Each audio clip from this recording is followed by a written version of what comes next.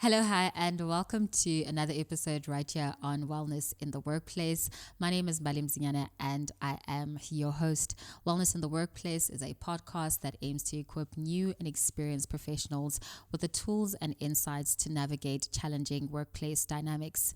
And as you guys can see, that in today's episode, I am by myself. I decided to switch things up a bit to do a bit of a wellness check-in, so that we can reflect on what the last 6 months have been like.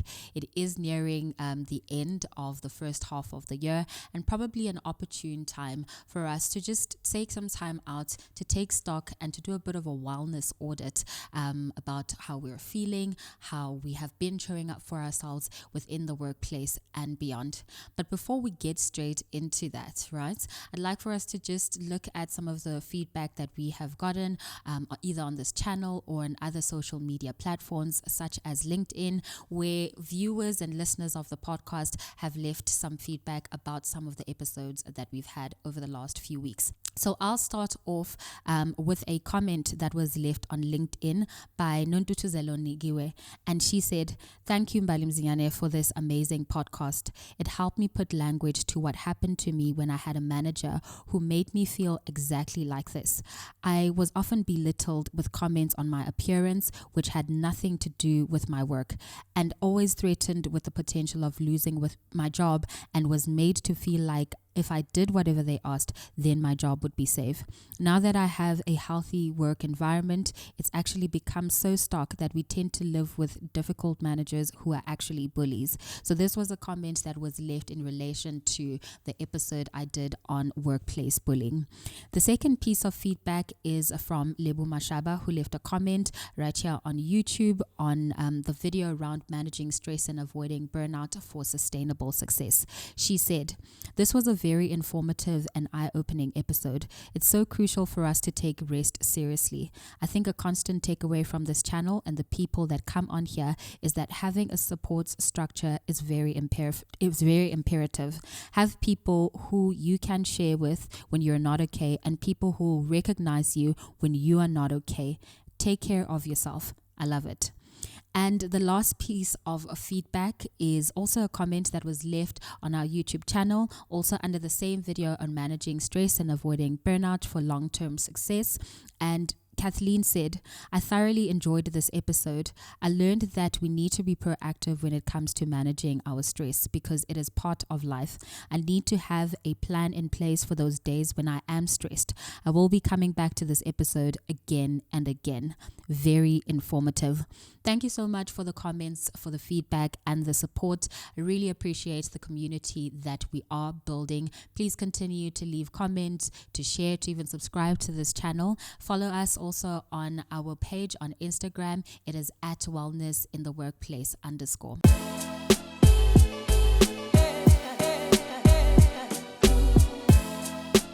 So on today's episode, I would like for us to do a bit of a wellness check-in, right? So I hope that as you watch this video that you get to reflect on and answer these questions yourself. I am going to be answering some questions, just reflecting over, how I've been taking care of myself and showing up for myself in the workplace and beyond over the last 6 months. So the first question is, what does wellness mean to you? Sure. So I think I've had to be a lot more intentional about wellness over the last few months because I cannot have a channel and a podcast that speaks about wellness when I can't even define that myself.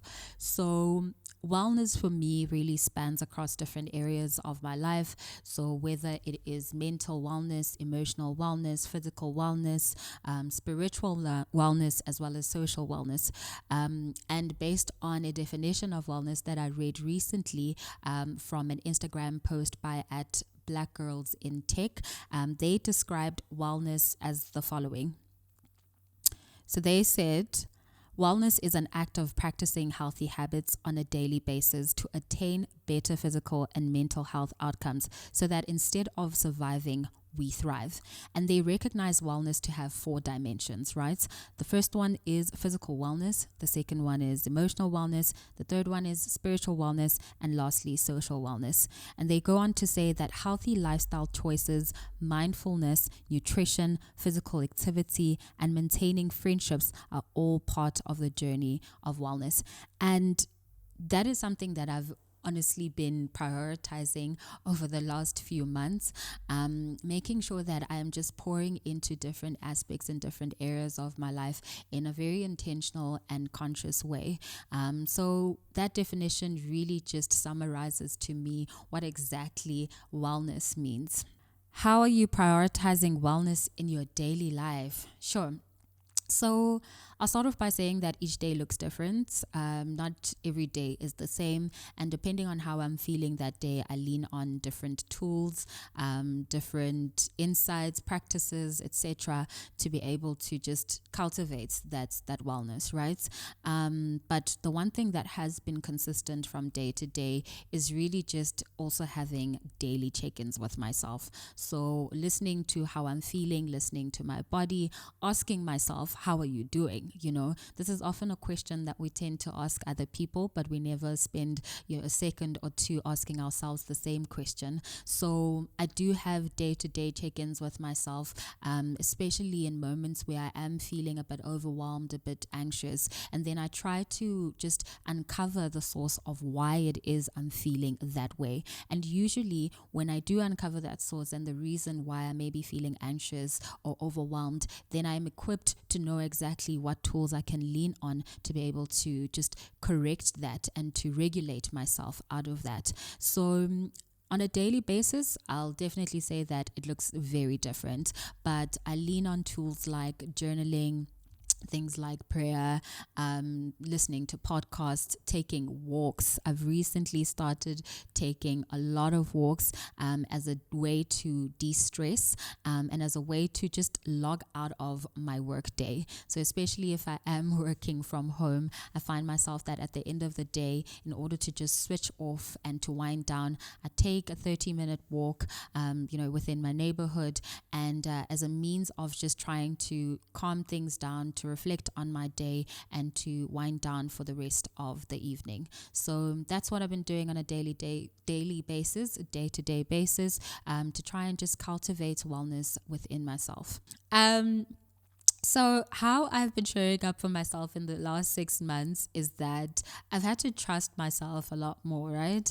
I've had to trust that I am able to deliver on the things that I've been, given, or the responsibilities that I've been given. I found myself doing projects that I had never even done before, taking on a lot more responsibility than I had in any role that I've ever been in.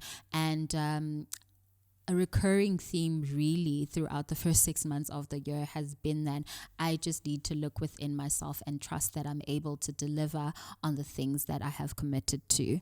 The second thing that I've had to do in the last 6 months is set a lot of boundaries in the workplace, right? I realized that the more you say yes to projects, the more people will give you projects.